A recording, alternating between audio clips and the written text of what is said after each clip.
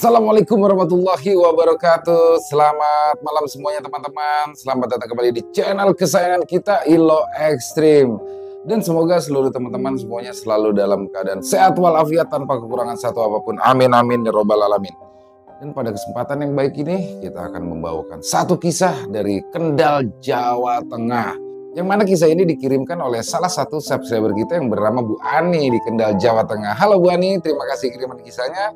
Dan dalam penggarapan kisah ini kami dibantu oleh salah satu penulis favorit teman-teman, Mas Untung Prasetyo. Luar biasa, kiriman kisahnya udah oke, digarap juga oleh Bang Untung Prasetyo. Makin kece dah. Pasti makin penasaran kan? Tidak pakai berlama-lama lagi, mari kita langsung masuk ke dalam kisahnya. Tapi sebelum masuk ke dalam kisahnya, jangan lupa buat teman-teman yang mungkin baru bergabung, diklik dulu tombol merah subscribe, jangan lupa lonceng notifikasinya dinyalakan agar teman-teman selalu mendapatkan notifikasi dari konten-konten yang akan kami upload selanjutnya. Dan kita masuk ke dalam kisahnya. Mode horor. Misteri rumah lawang pancer.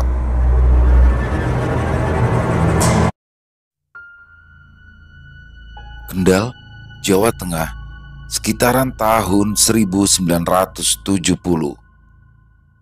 Kisah ini diceritakan oleh ibuku yang bernama Bu Ranti. Kami tinggal di sebuah desa yang ada di Kabupaten Kendal, Jawa Tengah. Saat itu, Bu Ranti baru saja memiliki satu orang anak, yaitu aku yang usianya masih 7 bulan kala itu. Bapakku adalah seorang guru yang mengajar di sebuah sekolah negeri. Pada tahun 70-an, hal-hal gaib masih sering ditemukan di desa tempat tinggalku, dan bahkan bapak dan ibuku pun sudah sering mengalami kejadian-kejadian di luar nalar yang berkaitan dengan hal-hal mistis. Rumah keluarga kami yang masih terbuat dari papan dan juga belum dialiri listrik menjadi salah satu rumah yang memiliki keanehan tersendiri. Entah rumah itu dibangun sendiri oleh bapak atau langsung membeli jadi dari seseorang. Aku sendiri kurang begitu tahu. Yang jelas, rumah itu seolah seperti menjadi tempat tinggal sosok makhluk gaib yang seringkali menampakkan diri walau hanya sekilas. Rumah dengan pintu depan dan belakang yang sejajar menjadikan rumah keluargaku sering mengalami hal-hal gaib. Menurut ibuku, bentuk rumah keluargaku kala itu adalah memanjang, dengan ruang tamu yang ada di depan, lalu 2 kamar di belakangnya, dan ada juga sebuah kamar untuk menaruh barang-barang dan juga peralatan pertanian. Kemudian ada sebuah dapur yang cukup luas dengan kamar mandi. Kejadian pertama yang dialami ibuku adalah munculnya sosok kepala yang sedang mengintip dari arah lorong jalan depan kamar menuju ke dapur. Pada awalnya, ibuku mengira jika itu adalah tetangga kami atau saudara kami yang baru datang. Tapi setelah ibuku mendekati, sosok yang hanya terlihat bagian kepalanya itu pun tiba-tiba saja menghilang. Dan ibu juga baru menyadari bahwa pintu rumah tertutup dan terkunci dari dalam. Ibu yang merasa bulu kuduknya meremang pun segera beristighfar dan berusaha dengan cepat untuk segera keluar dari dalam rumah. Ibu yang sudah merasa ketakutan pun segera membuka pintu rumah dan melihat keadaan yang sangat sepi walaupun kala itu siang hari. Ibuku yang saat itu sedang mengandungku pun menjadi takut untuk kembali ke dalam rumah, dan untuk sementara beliau memilih untuk menunggu bapak pulang mengajar. Barulah ia akan melanjutkan memasak. Ketika ibu berada di dalam ruang tamu, ibu merasa seolah seperti ada yang terus mengawasinya dari arah bagian belakang. Tepatnya di lorong depan pintu kamar yang hanya tertutup oleh selembar kain atau hordeng. Dan ketika pandangan mata ibu melihat hordeng yang tersibak, beliau pun sontak menjerit karena kala itu beliau kembali melihat sosok kepala yang dengan cepat menghilang hingga menyisakan kain hordeng yang bergerak tanpa adanya hembusan angin. Karena sudah jelas, ibuku melihatnya dengan mata kepalanya sendiri. Ibu pun lalu memilih untuk menunggu bapak di luar rumah. Sebelum azan zuhur berkumandang, bapak pun datang. Ibu yang sudah merasa sangat ketakutan pun langsung menceritakan kejadian janggal tadi kepada bapakku. Loh, Aku kan sudah pernah bilang kalau memang ada sosok makhluk gaib yang juga tinggal di rumah ini. Tapi insya Allah mereka tidak akan ganggu kita, apalagi mencelakai kita, ujar Bapak mencoba menjelaskan. Ya sudah, kalau begitu Ibu nunggu Bapak pulang kerja di rumah ibuku saja, ujar ibu yang tidak mau lagi berada di dalam rumah itu sendirian. Ya sudah, untuk sementara lebih baik begitu. Nanti lama-kelamaan kamu juga akan terbiasa kok, jawab Bapak dengan tenang. Ya, semenjak melihat penampakan sosok kepala yang mengintip itu, ibu pun memilih menunggu Bapak pulang mengajar di rumah nenek. Tapi, lebih sering ibu ditemani saudara-saudara di rumah kami. Dan kejadian serupa pun juga dialami oleh saudara-saudara ibu ataupun bapak yang berkunjung ke rumah. Mereka merasa sedang diawasi ketika mereka sedang berada di dapur ataupun di ruang tamu. Bahkan, adik dari ibuku pernah melihat kepala dengan mata yang melotot dari balik hordeng. Sementara saat itu, buleku atau adik dari ibuku itu tidak mau lagi menemani ibu di rumahku. Nenek pun tidak luput dari kejadian yang sama. Beliau melihat langsung, bahkan sempat berbicara dengan sosok makhluk tak kasat mata yang menunjukkan dirinya di siang hari itu. Sosok makhluk gaib itu hanya diam saja ketika nenek mulai mengajaknya untuk berbicara. Nenek yang tidak takut dengan sosok yang sudah lama menghuni rumah keluargaku itu pun lalu meminta kepada makhluk gaib tersebut untuk tidak mengganggu ibuku lagi yang kala itu sedang mengandung. Dan semenjak saat itu, nenek yang lebih sering melihat sosok makhluk gaib yang sering mengintip itu pun memberitahu ibu dan adiknya kalau makhluk gaib yang ada di rumah keluarga kami itu hanya kesepian dan ingin ikut berkumpul bersama setiap orang yang ada di rumah. Bapak yang lebih dulu mengetahui hal itu baru menceritakan kepada ibuku, nenek dan juga saudara-saudara yang lain bahwa di rumah kami memang ada sosok anak yang sering menunjukkan diri. Bahkan sosok makhluk gaib berwujud anak-anak itu sempat menemui Bapak di dalam mimpinya untuk berkenalan dan juga memberitahu Bapak jika dirinya lebih dulu tinggal di rumah kami itu. Makhluk gaib tersebut sudah meminta izin kepada Bapak untuk tetap berada di rumah kami dan berjanji tidak akan mengganggu siapapun yang ada di rumah kami itu. Setelah seringnya terjadinya penampakan sosok kepala yang sering mengintip di balik gorden itu, keluarga kami pun semakin terbiasa dengan keberadaan sosok makhluk gaib. Hingga terkadang, jika saudara-saudara kami sedang berkumpul, sosok makhluk gaib itu akan ditanyakan jika dia belum menunjukkan diri. Dan akan juga ditawari makan jika ada yang melihatnya secara langsung. Ketika aku lahir, ibuku pun sudah terbiasa dengan kejanggalan-kejanggalan yang ditemuinya. Bahkan ketika ibuku sedang sibuk, tak jarang sosok makhluk gaib itu menjagaku di dalam kamar. Ibuku pun kadang berbicara sendiri seolah menitipkanku kepada sosok gaib yang ada di rumah kami saat itu. Setelah usiaku mulai menginjak 7 bulan, kejadian janggal, aneh dan sangat menakutkan pun menimpa bapak dan juga ibuku. Seminggu sebelum kejadian, Bapak kala itu melihat sosok gaib itu seolah seperti ketakutan dan hanya terus berdiam diri di sudut ruang tamu. Entah apa yang sosok itu lakukan, karena setiap Bapak ingin berkomunikasi dengan makhluk tersebut, sosok itu langsung menghilang. Hingga tibalah di malam yang sangat menakutkan. Malam yang sama seperti malam-malam biasa. Di desa kami memang sangat sunyi sekali. Ketika azan maghrib berkumandang, maka setiap orang akan masuk ke dalam rumahnya masing-masing dan jarang sekali orang yang akan keluar rumah. Saat itu, di desaku memang sedang ramai berita tentang makhluk-makhluk gaib yang berkeliaran. Ada juga yang mengatakan bahwa makhluk-makhluk gaib tersebut berkeliaran untuk mencari tumbal pesugihan. Ya, memang di desaku ini dulu juga banyak yang bersekutu dengan makhluk gaib untuk mendapatkan kekayaan secara instan. Seperti biasanya, sebelum azan maghrib, Bapak pun selalu menyalakan lampu petromak untuk dijadikan penerangan di rumah kami. Hal itu dilakukan karena mereka tidak mau jika aku yang kala itu masih bayi menangis dalam gelapnya malam. Rumah tetangga di sekitaranku hampir tidak ada yang menggunakan lampu petromak. Mereka hanya menggunakan lampu teplok ataupun lampu sentir dalam bahasa Jawa. Karena memang pada zaman itu lampu petromak digunakan hanya ketika ada acara hajatan, selamatan, atau acara-acara yang mengundang banyak orang di malam hari. Menurut ibuku, malam itu aku menangis dari sehabis maghrib hingga malam telah larut. Bapak yang sempat khawatir atas keadaanku itu ingin memanggilkan seseorang yang biasa mengobati bayi dan anak-anak yang rewel pada malam hari. Tapi saat itu ibuku menolak, karena beliau memang takut ditinggal sendirian tengah malam seperti itu. Dan sekitar pukul 1 dini hari, aku pun lalu berhenti menangis dan mulai tertidur pulas. Tapi tidak lama setelah itu, pintu rumah kami terdengar seperti ada yang mengetuk. Semakin lama, suara ketukan pintu tersebut semakin terdengar kencang dan mulai membuat ibuku ketakutan.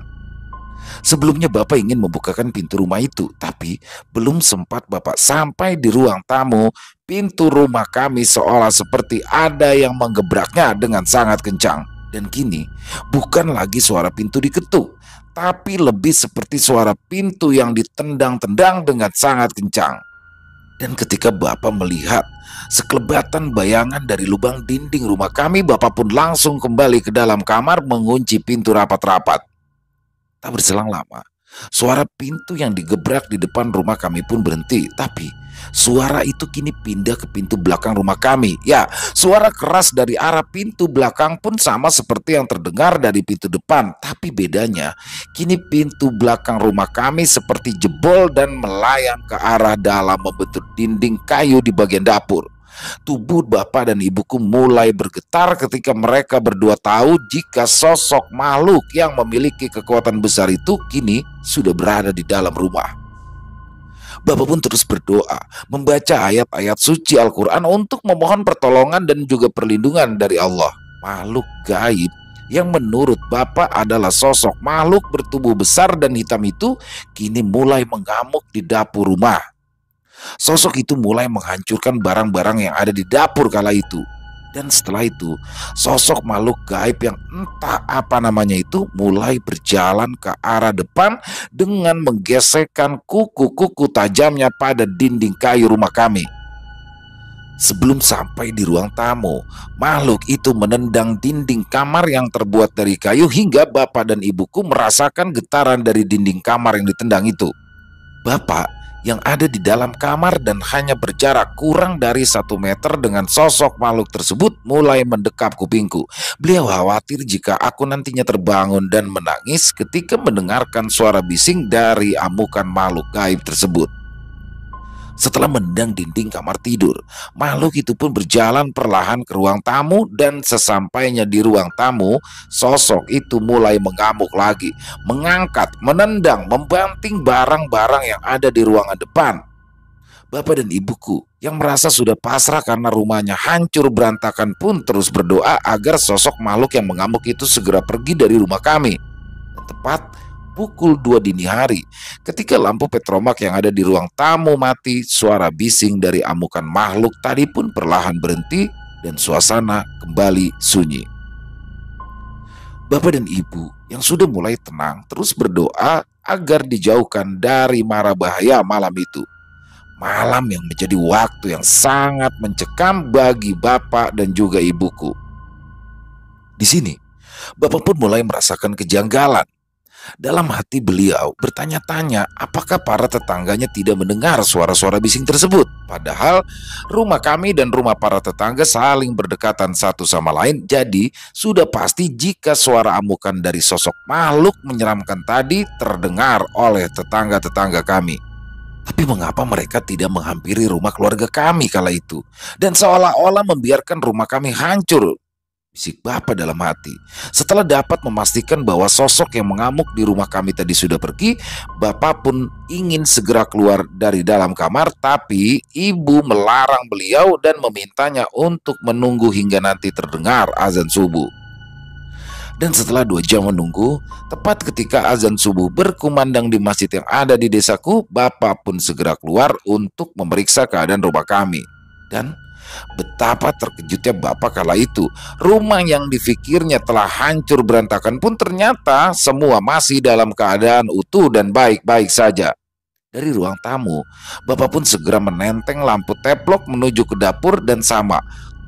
Kondisi di ruangan dapur pun kala itu tampak utuh, tidak ada bekas apapun. Bapak pun segera memanggil ibuku dan langsung mengajak ibu ke ruang tamu. Ibu sama terkejutnya dengan bapakku ketika mendapati rumahnya masih dalam keadaan utuh dan seluruh barang-barang masih tertata dengan rapi. Bapak dan ibu pun mengucap rasa syukur yang mendalam atas pertolongan dan perlindungan dari Allah karena tidak ada bekas apapun di rumah kami waktu itu. Akhirnya bapak dan ibuku pun tidak menceritakan kejadian yang membuat mereka hampir pingsan malam itu. Mereka pun berpikir mungkin mereka sedang bermimpi saat itu. Beberapa hari kemudian, bapak yang mendapatkan jatah ronda pun mulai keluar dari rumah setelah selesai menjalankan ibadah sholat isya. Bapak meninggalkan ibu dan aku yang masih bayi di dalam kamar dengan penerangan lampu petromak yang menyala terang. Ketika bapak kala itu berjalan seorang diri di jalan berbatu yang merupakan jalan utama desa, bapak kala itu dihampiri mobil yang berjalan dari arah belakang. Pada waktu itu, mobil yang masuk ke kampung kami itu sangat-sangat jarang, bahkan kendaraan roda 2 pun hampir jarang terlihat di jalanan utama desa kami tersebut. Dari dalam jendela mobil yang berhenti di samping bapak itu, muncullah seorang wanita yang sangat cantik. Wanita itu pun tersenyum dengan ramah dan ia menyapa bapakku. Perempuan itu hanya menanyakan jalan ke arah depan itu akan menuju kemana, dan setelahnya perempuan cantik itu lalu memberikan bungkusan putih sebagai rasa ucapan terima kasihnya. Bapakku yang pada awalnya menolak pun terpaksa menerima pemberian dari orang yang baru dilihatnya hari itu. Tapi setelah orang itu pergi bersama mobilnya, bapak pun lalu membuang bungkusan putih yang baru saja diterima. Karena pada zaman itu di desaku, hal-hal gaib dapat menyerang siapa saja melalui perantara apa saja. Dan yang bapak khawatirkan adalah orang yang tadi memberikannya adalah orang yang sedang mencari korban jiwa untuk dijadikan tumbal. Setelah sampai di pos ronda dan berbincang-bincang dengan para warga lainnya, bapak pun tak lama berpamitan pulang karena merasa khawatir dengan ibu dan juga bayinya. Bersyukurnya, para warga peserta ronda pun kala itu mengerti akan kondisi keluarga bapak. Hingga bapak pun dapat pulang lebih awal dan tidak mengikuti kegiatan ronda malam sampai pagi. Sesampainya di rumah, suasana kala itu sangatlah sepi. Bapak perlahan mengetuk pintu rumah dan mulai memanggil-manggil nama ibuku. Tak butuh waktu lama, ibu pun segera keluar dan membukakan pintu. Bapakku pun sangat senang dengan kondisiku yang kala itu tidak menangis. Dan tepat sekitar pukul 12 malam, teror pun mulai mendatangi bapak dan ibuku lagi. Ya, hampir sama seperti teror yang terjadi beberapa hari yang lalu. Tapi yang membedakan malam itu dan malam sebelumnya adalah suara menggeram dari sosok makhluk yang sepertinya terdengar seperti hewan buas. Pintu depan rumah terdengar seolah seperti dicakar-cakar oleh sosok yang bersuara besar itu, dan beberapa kali juga sosok itu memukul-mukul pintu rumah dengan kencang sambil terus menggeram. Beberapa saat kemudian, sosok mengerikan itu berpindah ke arah pintu belakang dan melakukan hal yang sama juga, mencakar-cakar pintu belakang rumah lalu menggedor dengan sangat kencang. Dan hal yang paling menakutkan adalah pintu rumah bagian belakang tiba-tiba saja terbuka dengan sangat kencang. Bersamaan dengan itu, bapak langsung mematikan lampu petromak yang ada di kamar kami. Sosok makhluk yang suaranya terdengar seperti babi hutan itu pun terus berjalan ke arah depan. Dan ketika tiba di ruang tamu, kala itu bapak mendengar jeritan suara anak kecil, lalu diikuti suara menggeram sosok makhluk menyeramkan. Setelah suara-suara tersebut menghilang, suasana pun seketika menjadi hening. Bapak dan ibuku yang kala itu masih berada di dalam kamar dan belum berani untuk memeriksa ke bagian ruang tamu ataupun bagian dapur. Saat azan subuh kembali berkumandang, bapak perlahan keluar dari dalam kamar. Bapak segera berjalan ke arah dapur dan memang mendapati pintu dapur yang sudah terbuka lebar. Bapak lalu menutup pintu itu kembali dan mulai berjalan ke arah ruang tamu yang tadi malam ia sempat mendengar suara jeritan dari anak kecil lalu diikuti suara menggeram sosok makhluk menyeramkan. Beberapa hari setelah kejadian menakutkan yang menimpa bapak dan ibuku di rumah kami, bapak mendengar kabar dari mulut ke mulut tentang seorang wanita cantik yang tidak lain adalah warga desa sebelah. Wanita cantik tersebut adalah orang kaya yang memiliki toko perhiasan dan kini sudah meninggal dunia dengan kondisi yang sangat mengenaskan. Menurut cerita yang didengar bapak, wanita yang memiliki mobil mewah di zaman itu adalah satu-satunya orang yang memiliki barang-barang mewah yang ia beli dari kota. Selain mobil, keluarga dari wanita tersebut juga memiliki beberapa buah sepeda motor, sepeda ontel, dan juga barang-barang mewah lain pada zaman itu. Wanita terkaya di daerah tersebut meninggal dunia dengan cara yang sangat tidak lazim. Seluruh kakinya dipenuhi oleh bulu dengan wajah menghitam dan mulut yang memanjang beberapa senti ke depan. Menurut cerita dari tetangga terdekatnya, di malam kematian wanita yang melakukan pesugihan itu, mereka mendengar suara derap langkah sosok yang berlarian di sekitaran rumah wanita itu. Suara berlarian itu diiringi dengan suara menggeram yang terdengar sangat menakutkan. Banyak yang mengatakan, jika wanita tersebut telah melakukan pesugihan babi hingga jasadnya berubah menjadi hampir mirip seperti seekor babi hutan, dan pesugihan itulah yang dapat membuatnya menjadi orang paling kaya di desanya. Menurut cerita-cerita yang beredar di desaku hingga saat ini, pesugihan yang dilakukan oleh wanita tersebut adalah pesugihan Raja Siluman Babi. Orang yang melakukan pesugihan tersebut mencari tumbal dengan memberikan sesuatu kepada orang yang belum ia kenal, dan apabila orang yang menerima pemberian tersebut akan mati beberapa hari kemudian. Dan karena wanita itu sepertinya tidak bisa memberikan tumbal, maka akhirnya wanita itu sendirilah yang menjadi tumbal dari sosok jin atau siluman yang sudah memberikannya kekayaan. Setelah beberapa hari kemudian, bapak pun mulai menceritakan kejadian yang sudah ia alami kepada kakekku. Dan beliau lalu menanyakan kepada sesepuh desa yang memiliki ilmu tentang hal-hal gaib. Kamu dan keluargamu itu hampir menjadi tumbal pesugihan, Leh.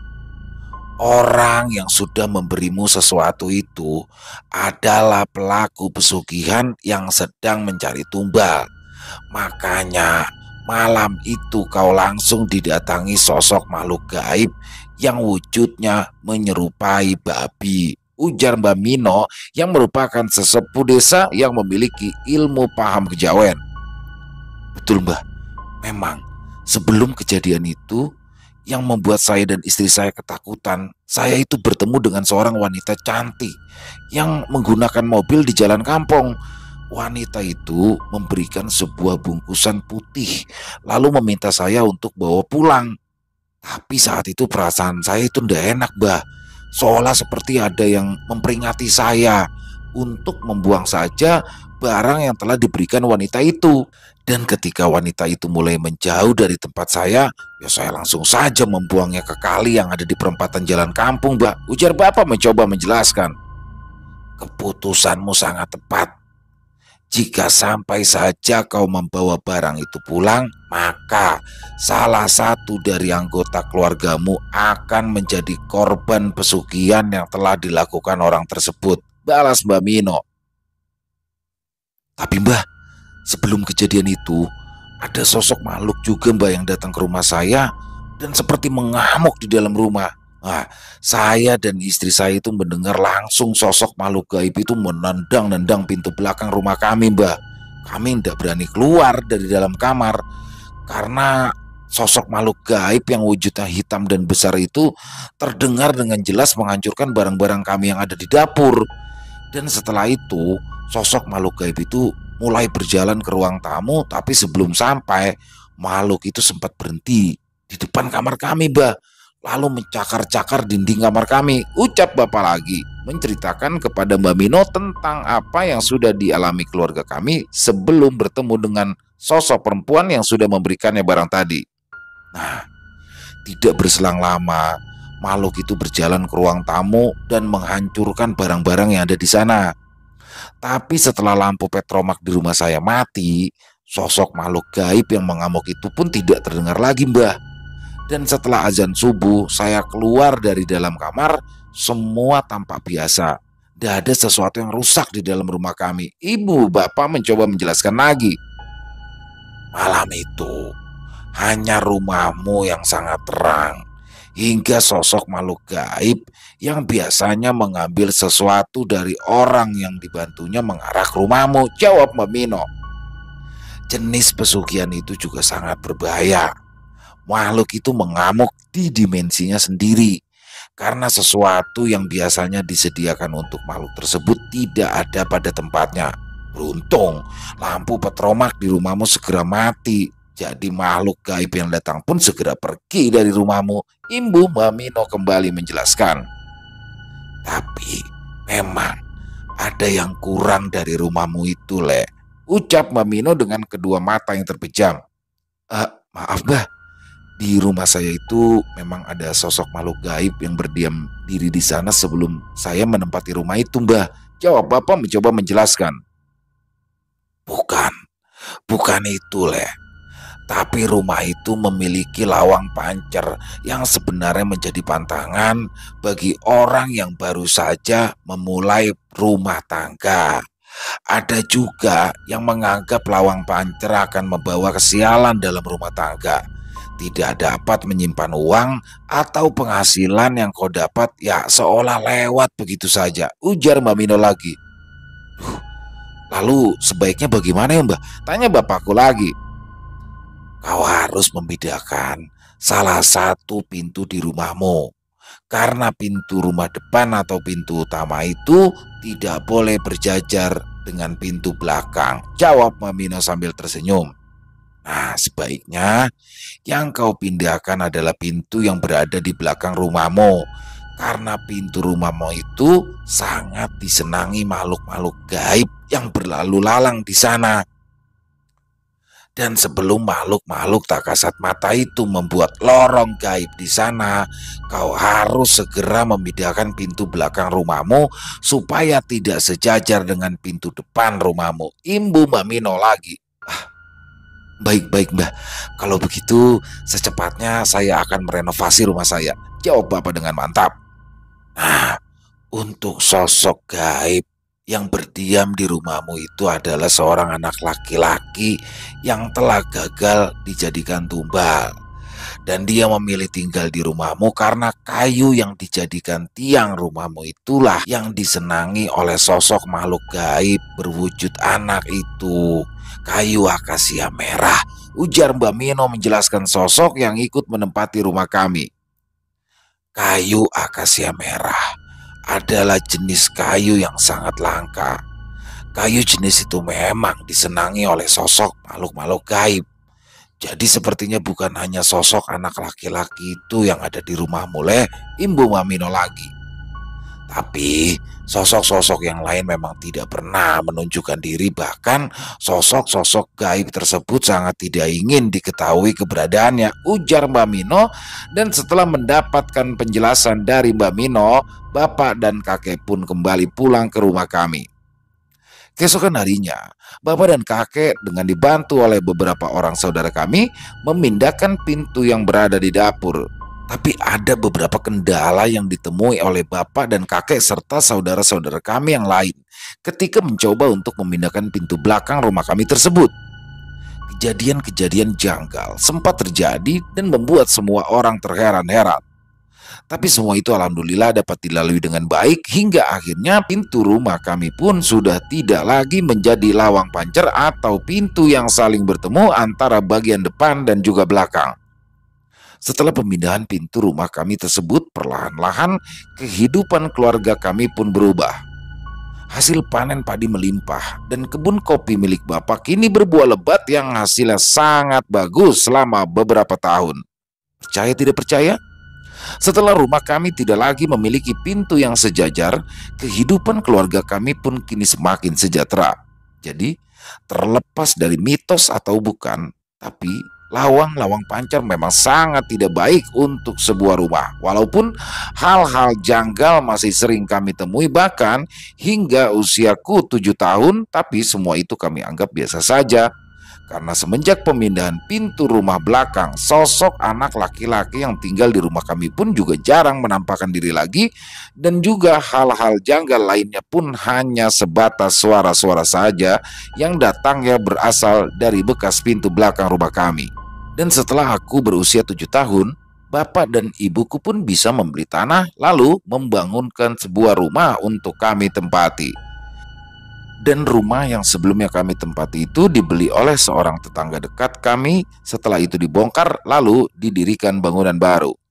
Tapi kayu yang disebutkan oleh Mbak Mino adalah kayu akasia merah itu masih ada hingga saat ini. Dan anehnya, kayu yang sudah ditumpuk di samping bangunan baru tersebut selalu berbunyi sendiri, seolah terangkat dengan sendirinya, dan terkadang seperti ada yang mengetuk-ngetuknya. Setelah kami pindah rumah, kejadian-kejadian janggal yang disebabkan oleh makhluk-makhluk gaib pun tidak hilang begitu saja. Hal-hal aneh pun mulai aku rasakan di rumah baru kami. Hal-hal janggal yang aku sendiri temui adalah berpindahnya benda-benda di dalam kamarku dengan sendirinya. Padahal aku ingat betul letak atau posisi benda-benda tersebut berada sebelumnya. Belum lagi dengan benda-benda yang tiba-tiba menghilang dan muncul kembali dengan sendirinya ketika benda itu sedang dibutuhkan. Menurut orang yang mempunyai kelebihan atau indera keenam, di rumah kami masih dihuni sosok-sosok makhluk gaib yang sebelumnya ada di rumah lama kami. Tapi mereka memang tidak ingin menunjukkan diri kepada para penghuni rumah. Menurut orang-orang yang mengerti hal gaib, di kamar adik perempuanku ada sosok makhluk perempuan muda dengan guratan luka yang melingkar di lehernya. Menurut pengakuan sosok itu, dia meninggal dunia akibat kejahatan yang dilakukan oleh beberapa pemuda yang sedang mabuk dan memperkosanya, lalu membunuhnya dan membuang jasad gadis itu di tempat yang kini menjadi rumah kami. Jadi memang, menurut orang-orang asli daerah sini, tanah yang saat ini kami jadikan rumah itu adalah dulunya bekas perkebunan tebu dan perkebunan jagung. Pada zaman dahulu, sebelum dijadikan pemukiman, di kebun itu memang pernah beberapa kali ditemukan jasad seseorang yang diduga telah dibunuh sebelumnya, dan kini sosok arwah dari orang-orang yang jasadnya ditemukan di perkebunan itu ikut menempati rumah yang dibangun di tempat itu. Menurut orang yang memang kami minta untuk melihat kondisi rumah kami itu, ada lagi sosok makhluk gaib berwujud perempuan yang sering menggunakan kebaya merah dan seringkali menyanyikan langgam-langgam Jawa kuno. Dan sosok tersebut juga adalah seseorang yang menjadi korban pembunuhan lalu jasadnya dibuang di perkebunan itu.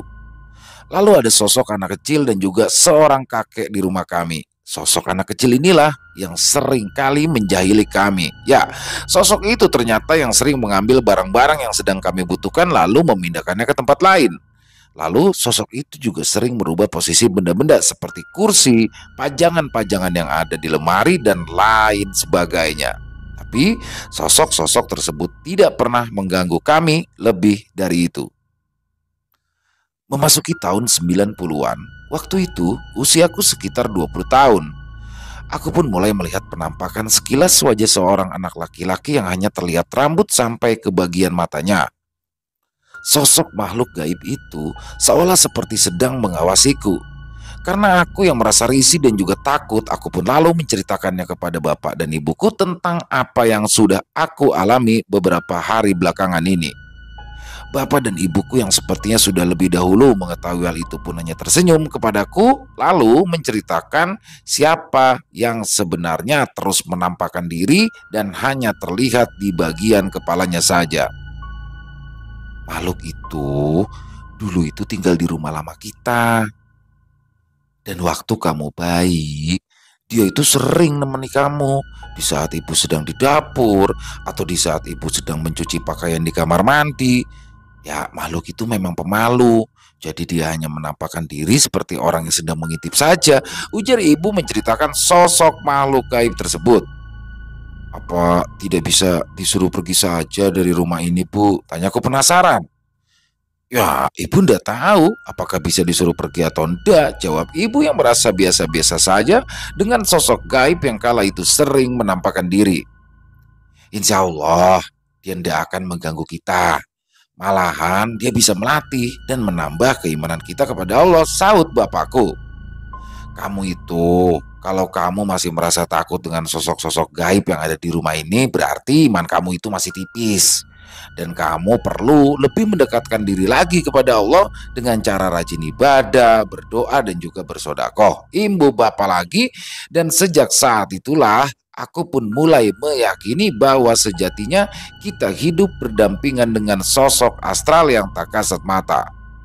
Makhluk gaib memiliki dimensinya sendiri.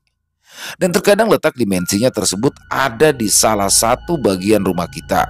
Selama kita berbuat baik dan tidak mengganggu mereka, insya Allah mereka pun akan bersikap sama. Malah terkadang sosok-sosok gaib yang ada di bagian rumah kita akan menunjukkan sesuatu jika ada bahaya dari makhluk-makhluk gaib yang datang ke rumah kita. Hal itu pernah dialami Bapak sewaktu beliau didatangi oleh sosok gaib yang salah sasaran untuk mengambil tumbal ke rumah kami. Ya, sosok anak laki-laki itu terlihat berdiri ketakutan dan beberapa kali terdengar seperti minta Bapak untuk pergi dari rumah kami kala itu. Hingga itulah yang bisa menyelamatkan keluarga kami dari tumbal pesugihan yang dilakukan si wanita yang mana dikisahkan oleh para warga desa melakukan pesugihan siluman babi. Demikian kisah dariku, semoga kita semua bisa mengambil hikmah yang baik dalam kisah yang barusan.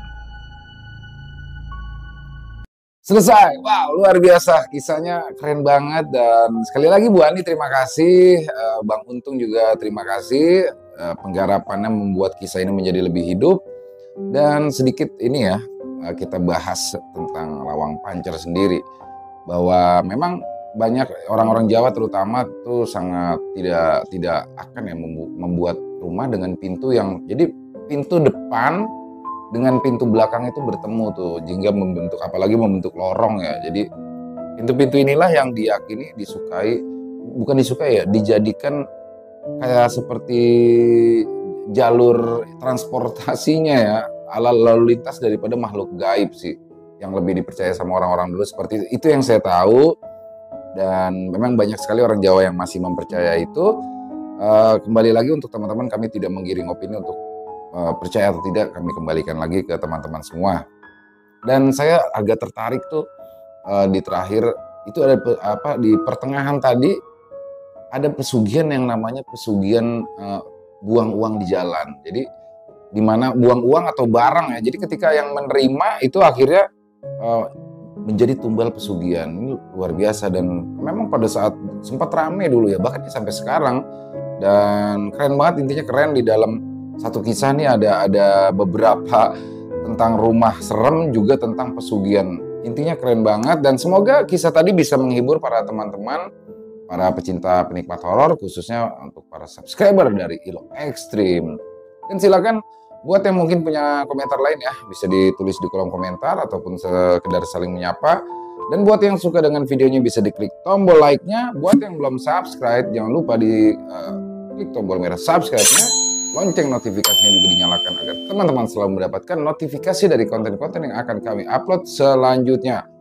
Dan buat teman-teman mungkin yang punya kisah horor misteri ya, berdasarkan kisah nyata dari pengalaman pribadi, jika ingin dibagikan ke kami silakan bisa dikirimkan ke nomor telepon yang ada di bawah sini. Bebas ya, dalam bentuk tulisan boleh, dalam bentuk rekaman audio boleh, senyamannya teman-teman aja. Dan buat yang sudah mengirimkan kisah, kami ucapkan terima kasih sebesar-besarnya. Dan insya Allah kami akan membawakan semua. Dan terima kasih buat teman-teman yang sudah selalu setia ya bersama kami. Karena kehadiran teman-teman semualah kami selalu bersemangat untuk berkarya di setiap harinya. Dan di akhir kata saya Ilo mengucapkan permohonan maaf apabila ada kesalahan saya dalam berkata-kata ataupun dalam pembawaan kisahnya tadi ada kata-kata saya yang kurang berkenan. Saya mohon dibukakan pintu maaf yang seluas-luasnya. Sampai jumpa lagi di konten-konten kami selanjutnya yang pasti tidak kalah serunya, yang pasti tidak kalah horornya, masih bersama saya Ilo di Ilo Extreme. Salam sehat, sukses selalu untuk kita semua. Amin amin ya rabbal alamin. Wassalamualaikum warahmatullahi wabarakatuh.